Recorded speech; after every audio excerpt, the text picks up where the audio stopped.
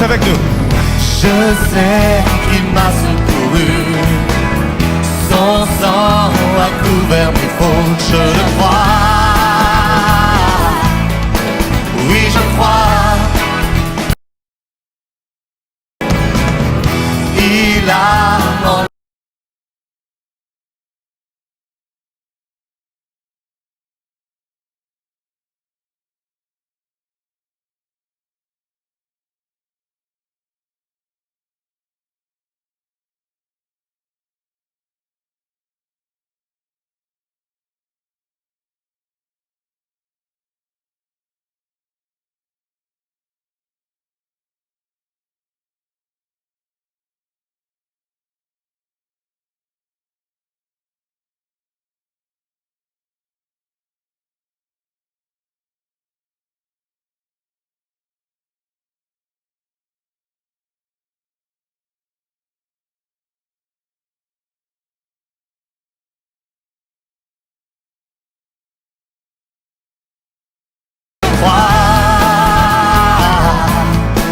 oui, je crois.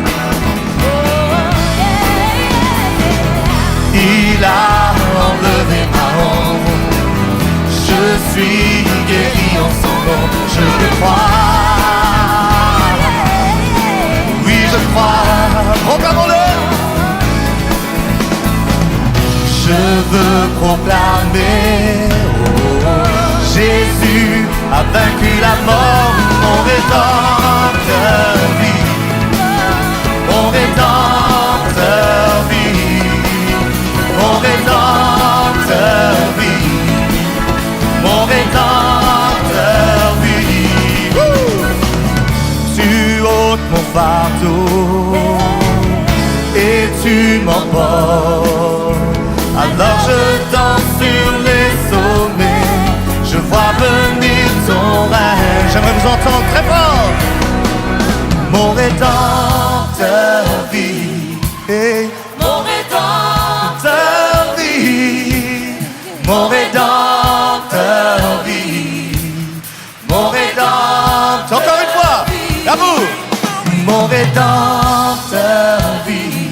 Oh mon.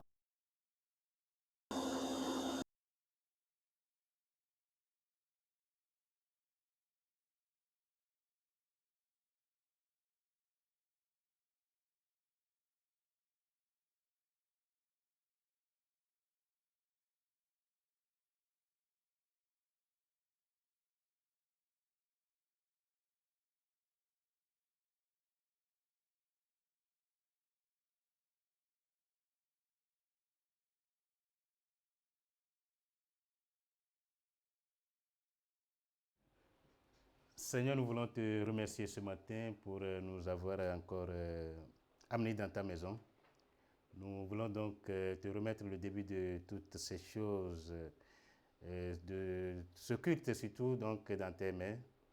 Que ton esprit puisse donc nous guider, nous diriger afin que tout ce que nous allons faire puisse donc se faire dans ta volonté, Seigneur. Nous te disons merci.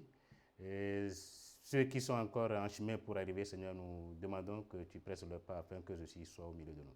Que ton nom soit glorifié, que ton nom soit exalté, au nom puissant de notre Seigneur Jésus-Christ. Amen. Amen. Bonjour, bonjour tout le monde. Nous voici encore dans la maison du Seigneur ce matin. Ce jour, c'est un jour spécial pour nous. Comme vous voyez, il n'est pas là, il est ressuscité. Donc, c'est notre dimanche pascal et nous allons donc louer le Seigneur ce matin. Mon truc? Je ne sais pas, ton truc. Non, je ne l'ai pas. Il est où ton truc? Je ne sais, je ne sais pas. Jean-Pierre Lacan. Je préfère le faire moi-même. On te l'a piqué. Je ne l'ai pas. C'est pas grave, on te l'a volé. Bien. Donc, nous allons déjà lire 1 Corinthiens 15, 19 avec moi. Si nous n'avons pas d'espérance en Christ, que pour cette vie seulement, nous sommes les plus misérables de tous les hommes. Mais maintenant, Christ est ressuscité Il est devenu les prémices de ceux qui sont morts. Nous allons donc nous lever. Nous allons chanter. À toi la gloire.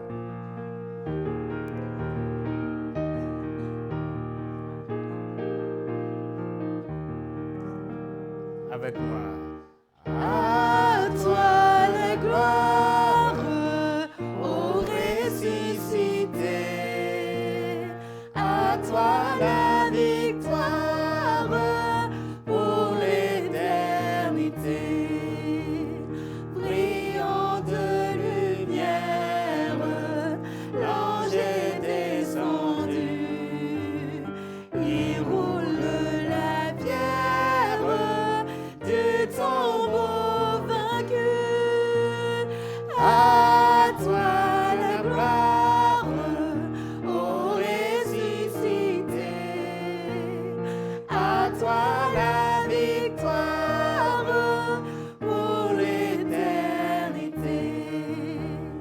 Vois-le paraître, c'est lui, c'est Jésus, ton sauveur, ton maître, oh ne doute plus. Sois dans l'allégresse, peuple du Seigneur, et redis sans cesse que Christ est vainqueur. À toi la gloire, ô ressuscité. À toi la victoire pour l'éternité. Craindrai-je encore, il vit à jamais. Celui que j'adore, le prince de paix. Il est ma victoire, mon puissant soutien, ma vie et ma gloire. Non, je ne crains rien. À toi la gloire, ô ressuscité. À toi la victoire pour l'éternité.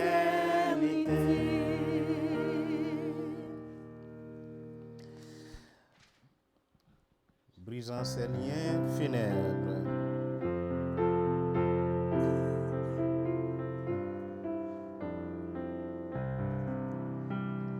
Avec moi. Brisant ces liens Funèbre,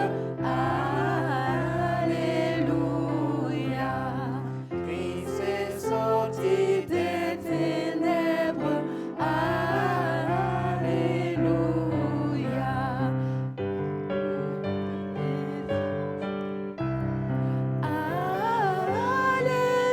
Alléluia.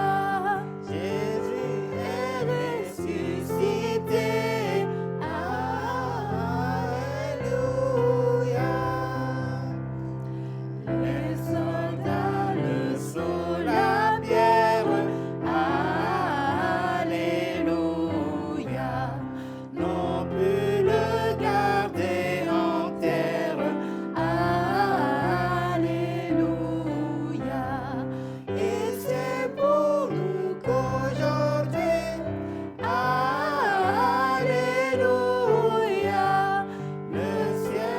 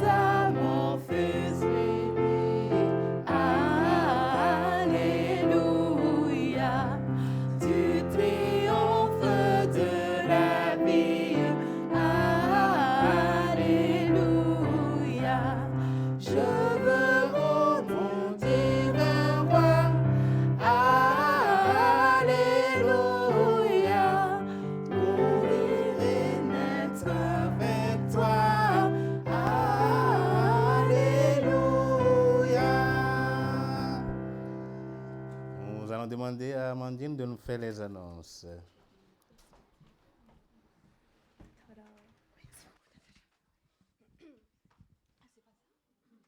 Voilà, s'il te plaît.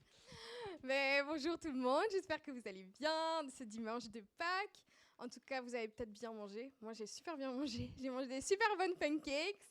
Et puis, j'ai mangé des pastels. Hortense, elle a fait ça, je ne savais pas, je ne connaissais pas du tout. C'est un truc super bon. Mais je pense qu'il y a encore plein de trucs en bas. Hein. Donc, si vous avez encore faim, je pense, pour le petit déjeuner, l'après-midi, je pense que c'est pas illégal. Hein. Donc, voilà. Donc, pour commencer, donc les façons pour nous de donner à l'église, on a plusieurs manières de le faire. C'est par virement. Ça pour faire les choses automatiques. Puis on a aussi tout au fond dans la boîte, vous pouvez faire, il y a une petite enveloppe pour vous, si vous voulez écrire pour quoi vous donner par exemple. Ah ok. Donc on a des noyaux vitaux, donc chaque semaine ce que l'on fait, c'est qu'on a des petits groupes de maison.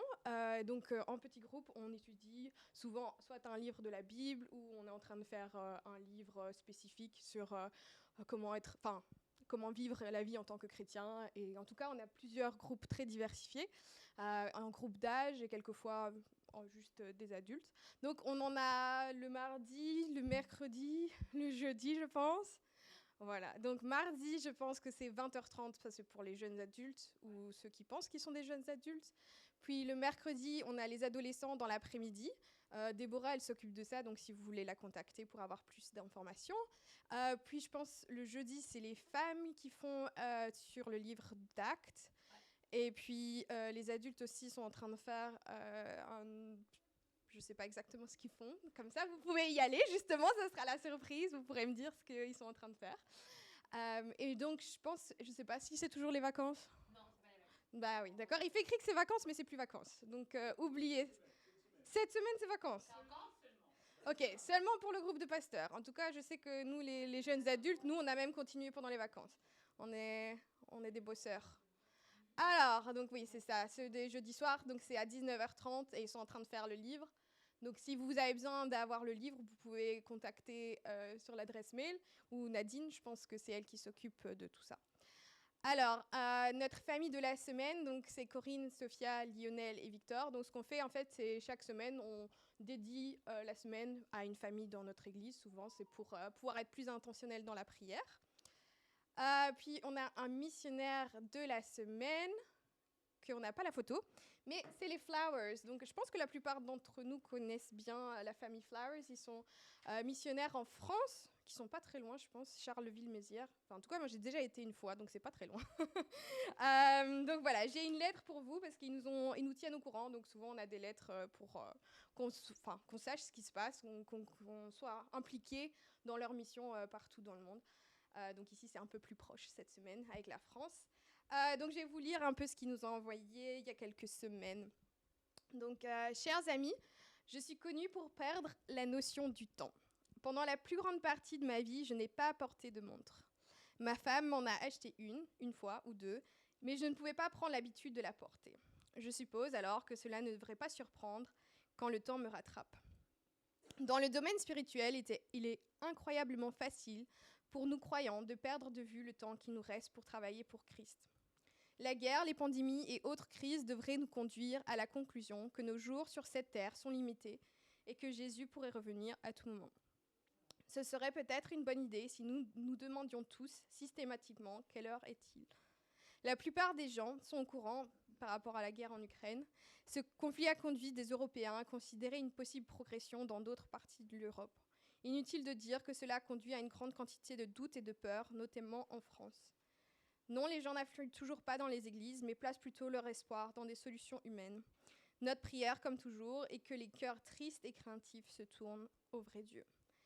J'ai récemment reçu une lettre écrite à la main d'un homme qui habite dans la ville, qui m'invitait à lui rendre visite dans sa maison et discuter de la Bible.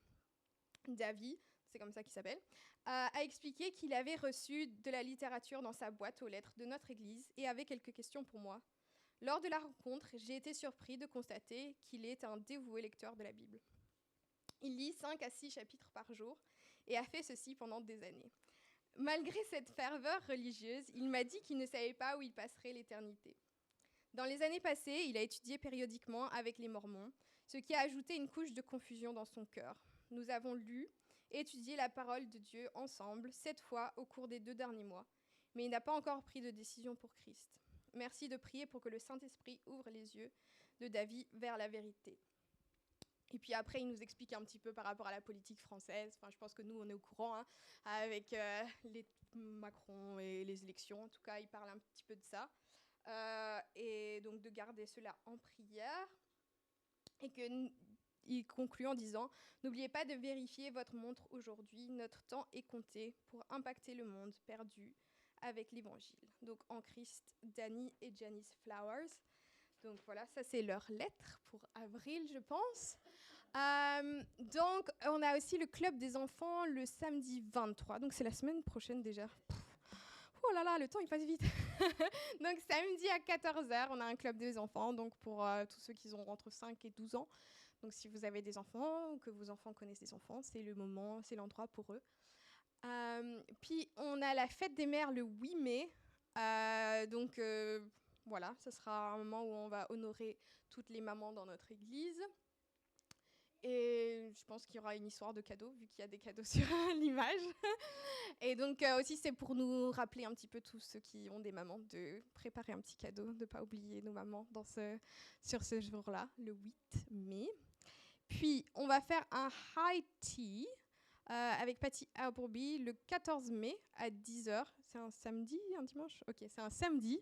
Elle va être ici avec nous, donc j'imagine que ça va être plus une réunion de femmes. Et donc Patty Appleby, elle est venue, je pense, il y a 3 ans, pour la réunion des femmes. En tout cas, quand on l'avait fait à Namur, ouais, la retraite des femmes. Et donc, elle revient ici, donc profiter pour qu'on puisse boire un thé ensemble. Toute la journée, ok, toute la journée, on va boire du thé. Parfait. Alors, le 5 juin, on aura la brocante, donc ça, c'est un dimanche. Donc c'est le 5 juin, donc ça va passer vite vu que déjà on est mi-avril. Je me rappelle qu'on était en mars il y a 2 jours.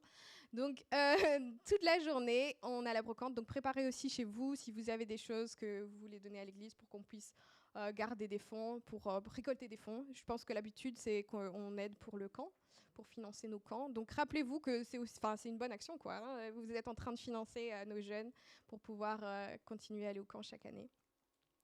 Et donc, justement, le camp, cette année, s'appelle Babylone, où commence notre voyage. Donc, ça sera pour les enfants du 18 au 23. Et pour les ados, c'est du 24 juillet au 4 août. Donc, si vous avez plus de questions par rapport au camp, vous pouvez demander à Pasteur et à Jean, je pense, pour toutes les informations. Et en tout cas, ça sera dans les Ardennes. Je pense que c'est toujours... c'est à BO, le camp de BO. Donc voilà comme on avait fait l'année passée. Et voilà, c'est tout pour moi. Merci, nous remercions Amandine pour les annonces. Nous allons donc reprendre. Nous allons continuer à louer le Seigneur.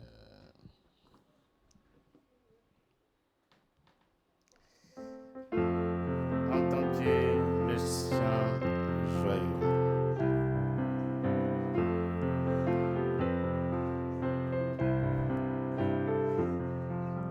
Avec moi. Entends-tu le chant joyeux?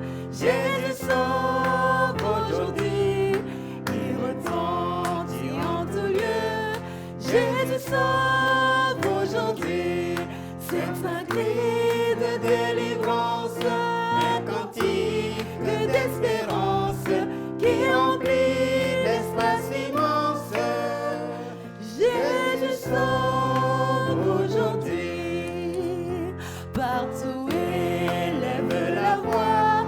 Jésus sauve aujourd'hui. Vaillant héros de la croix. Jésus sauve aujourd'hui. À parler, Jésus t'appelle. Réponds, ouvre la nouvelle. En connais-tu de plus belle? Jésus sauve aujourd'hui. Répète aux pécheurs contrits.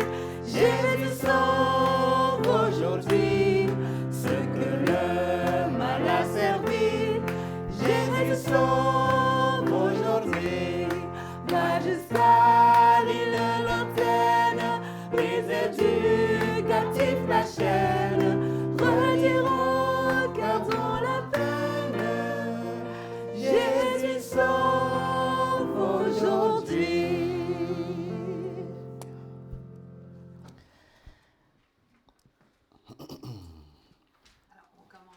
tu dors, Et puis on valide. Ok. tu dors dans ce tombeau.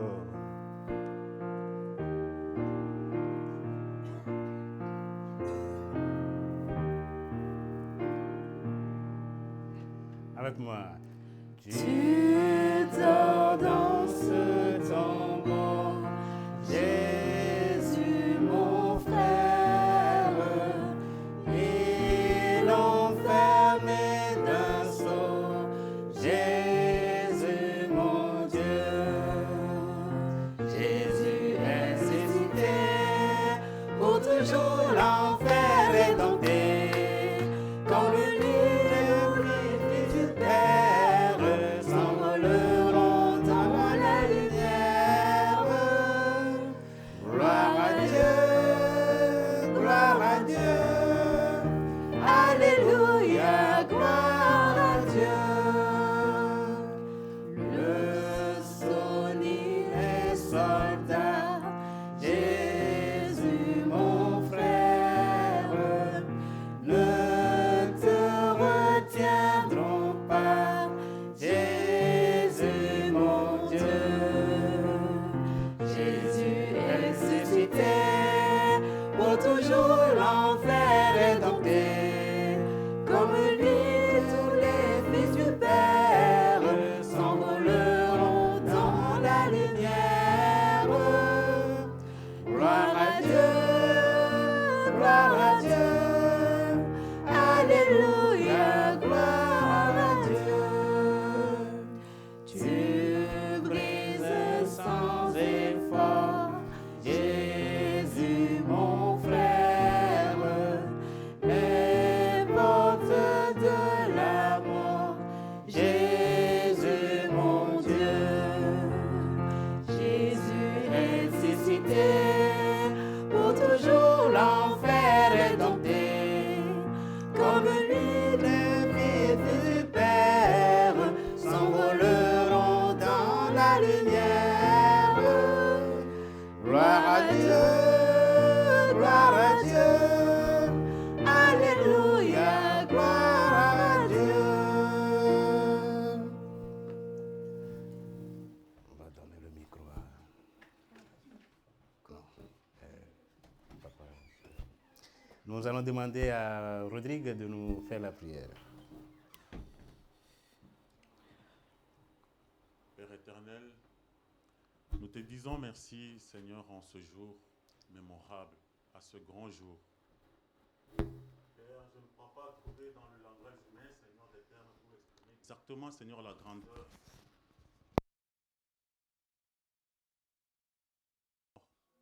Mais par ta grâce,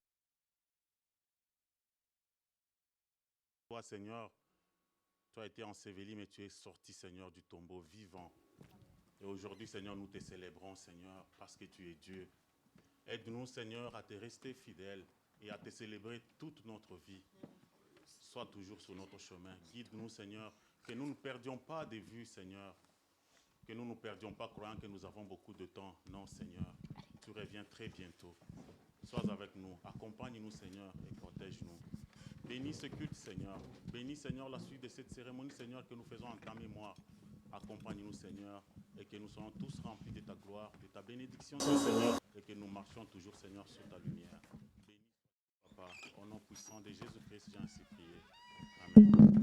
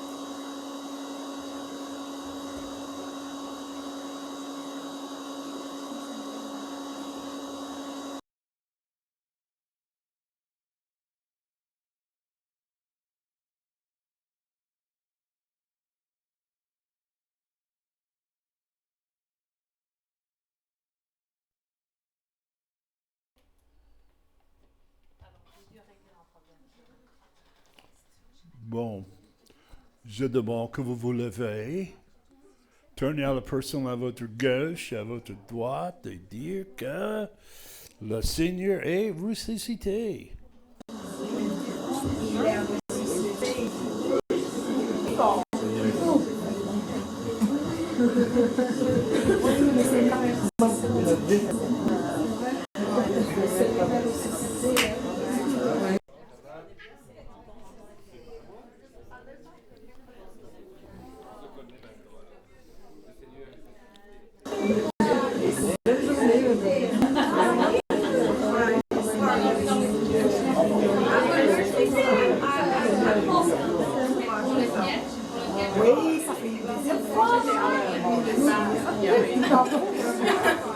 Le Seigneur est ressuscité. Joyeuse Pâques.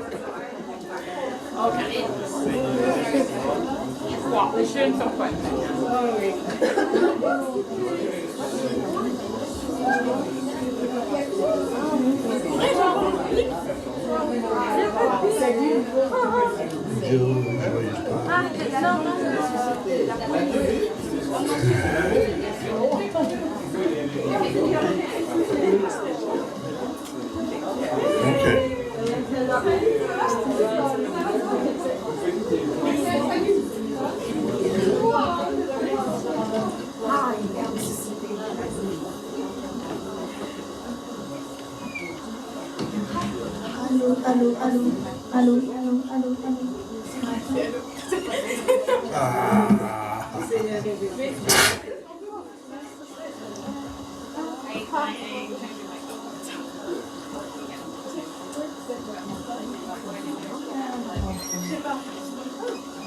Bonjour à tous. Salut chef. Heureux de vous voir aussi. Comment allez-vous? Bien et vous? Ok, expliquez-moi rapidement qu'est-ce qui s'est passé. C'est la question de la Lyon, la parole de la crucifixion. Crucifixion? Mais ça arrive tout le temps maintenant. Oui, mais c'est tout dans le cœur de Innocent? Comment innocent? nous ne savons pas, mais nous espérons que les cours nous diront. Ok. Que savons-nous à présent? Eh bien, des informations font état d'une arrestation suspecte, d'un procès rapide, d'une condamnation très rapide, d'une torture intensive et d'une exécution presque immédiate. Bon travail. Toi, tu vas aller sur le lieu de scène immédiatement pour voir quelle preuve que tu peux avoir. Ok.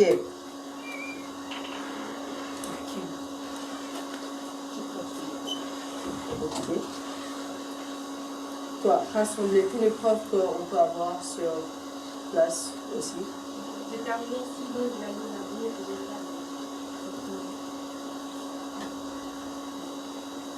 Vous, monsieur, vous interrogez le scribe.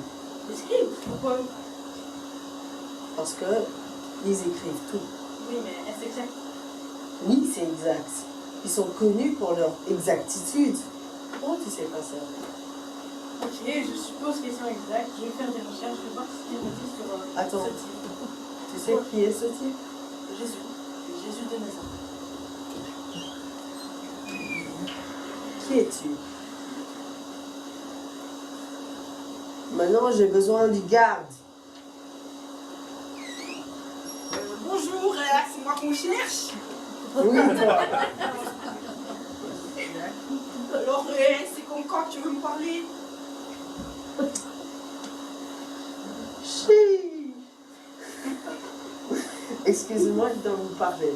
C'est vrai, on est vraiment lourd. Excusez-moi.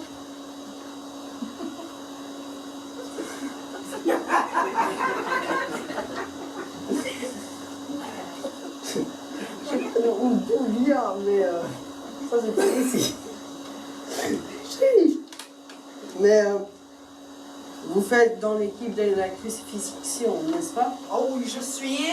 Enfin, j'étais plutôt. Tu étais? Qu'est-ce qui s'est passé? Moi, ça fait des années que je fais ça, mais je sais plus si je vais pouvoir le refaire après, parce que celle-là. Pourquoi? Qu'est-ce qui t'est arrivé? Eh ben, Et dans quoi? cette fois-ci, ils m'ont amené ce prisonnier. Ils ont dit qu'il s'appelait Jésus. Il est mort. Non, ils m'ont dit qu'il s'appelait Jésus et qu'il était un dirigeant juif et que je devais le flageller.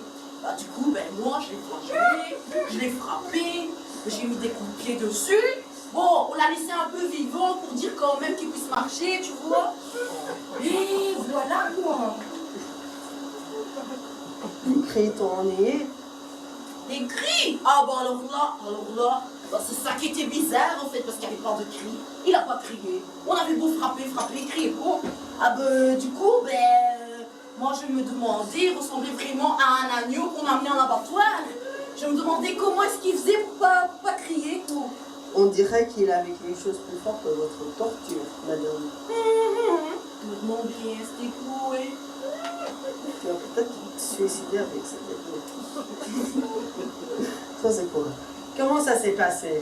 Bon, comme je t'ai dit, on l'a bien frappé. Du coup, il avait plein de saignements partout, hein? Il était ensanglanté. Ensuite, on fait comme on fait toujours, la procédure, on suit code 411, on met par terre, on prend des clous, on tape dans les bras. Ensuite, pour bien être sûr qu'il ne bouge plus, on attache ses pieds, puis on soulève la croix et puis on le laisse mourir là, pendu, hein, ce qu'on fait toujours. Alors, pour mettre ça en perspective scientifique, qu'est-ce qui se passe, c'est que, en fait, il doit utiliser, je ne peux plus parler à cause de vous et votre accent.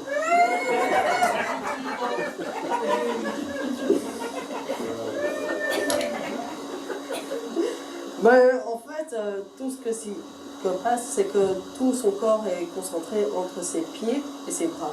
Alors il doit se soulever pour respirer.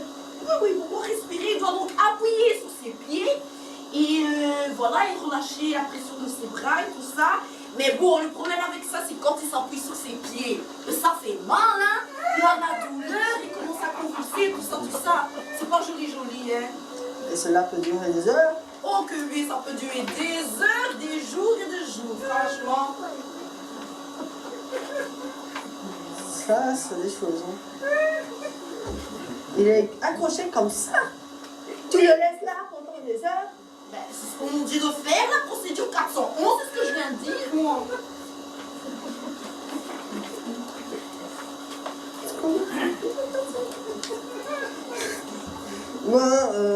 Moi, tu peux partir. Bon, si tu veux, passe une bonne journée. Merci, au revoir.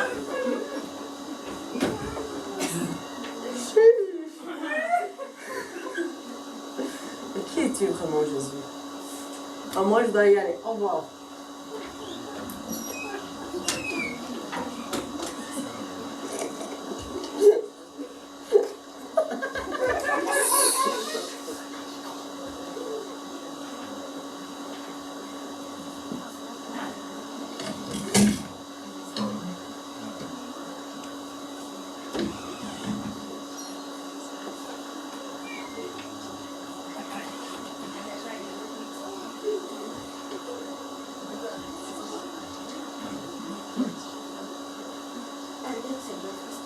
C'est quoi le problème? Tu dois avoir le micro là. Il y en a deux. Il est où l'autre?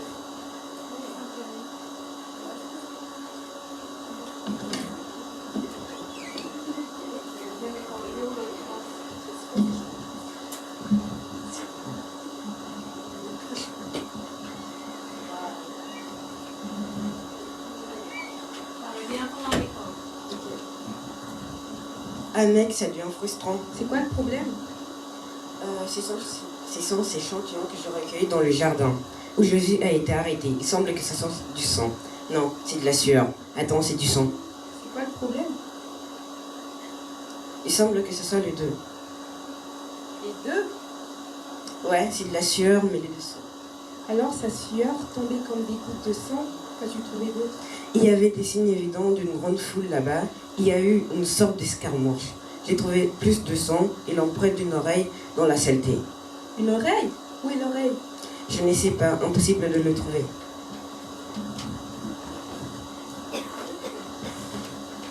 Quoi? Est-ce que quelqu'un vient de le remettre? Je ne peux pas dire. Ok, donc il y a une bagarre. Cela signifie que Jésus a probablement été enlevé ou emmené contre sa volonté. Non, d'après l'aspect des pistes que je trouvais, il semble qu'il y soit allé de son plein gré. Volontiers. Une foule vient le chercher au milieu de la nuit, il transpire le sang de peur et pourtant il va de son plein gré. Ouais, un peu comme un agneau à l'abattoir. Et vous avez fini de tester le sang de la scène de crime? Eh bien, j'essaie, mais ça ne va pas bien. Quel est le problème? Eh bien, c'est bizarre. Chaque fois que j'essaie de mettre quelque chose dans le récipient pour le tester, eh bien, il est purifié. Purifié? Oui, il semble que tout ce qui entre en contact avec le sang de Jésus soit lavé. Waouh! Qui es-tu, Jésus?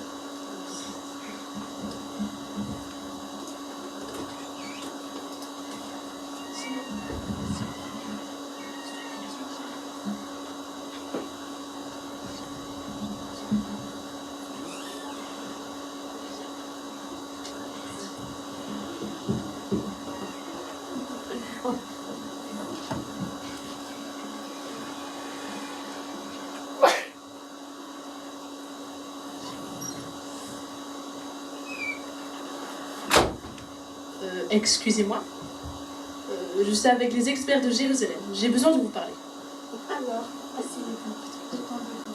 Nous parlerons. Il fait beau. Partageons. Ok. Pardon. D'accord. J'enquête sur la récente crucifixion de Jésus de Nazareth. Oh, oui, c'est lui. Celui-là. Qu'est-ce que tu veux dire par celui-là?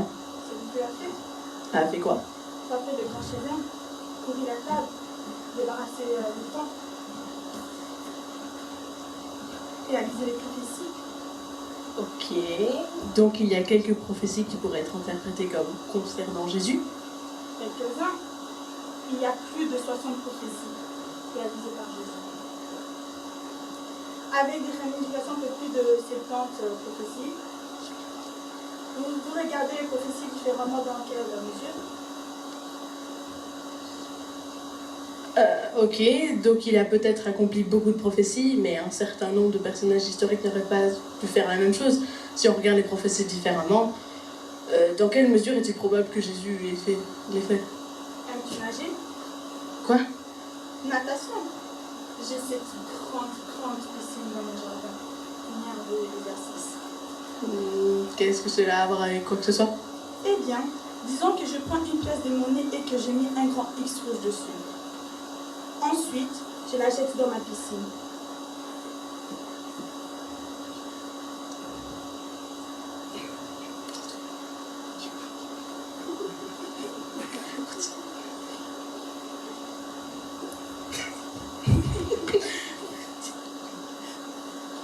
Ok. Ensuite, je saute dedans, et je bombis, je nage, et je prends une pièce de cette piscine. Ensuite, Shazam, la pièce, un grand X rouge dessus.